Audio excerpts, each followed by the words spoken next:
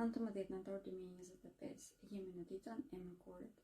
Nëse dita e mërkurit do të rikthehet tek shenja e akrepit dhe është edhe dita pa hënë. Përshëndetje, unë jam astrologe Nisa Shyle. Do të flas në lidhje me ndikimet astrologjike që do të kemi gjatë kësaj dite. Kjo është një ditë me disa ndikime të vështira. Rikthimi i mërkurit tek shenja e akrepit do të thotë që mund të krijojë kriza në jetën tonë. Mënyra jonë e komunikimit është shumë për të dëshuar, duke qenë se çdo fjalë që përzjedhim mund të keq kuptohet nga të tjerët ose mund të jetë pak më tepër spec se çfarë nevojitet.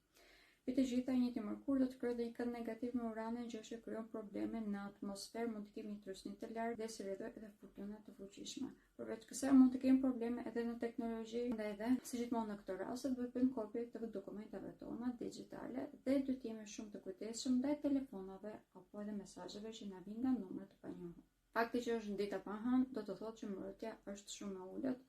Prandaj dhe ne jemi shumë më të hapur ndaj aksidenteve dhe problemeve. Duke bashkangjitur këto edhe problemet që kemi në komunikim, situatat mund të agravohen vërtet shumë shpejt. Kisha edhe për këtë ditë do të ishte një lloj si ajo dhe djeshmja që të qëndrojmë me persona dhe në ambiente të cilët na bëjnë të ndihemi të sigurt dhe të kuptuar.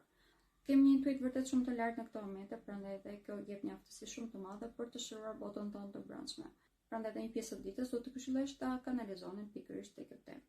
Faleminderit të gjithëve dhe më ndiqni për informacione të tilla në lidhje me astrologjinë dhe me yjet.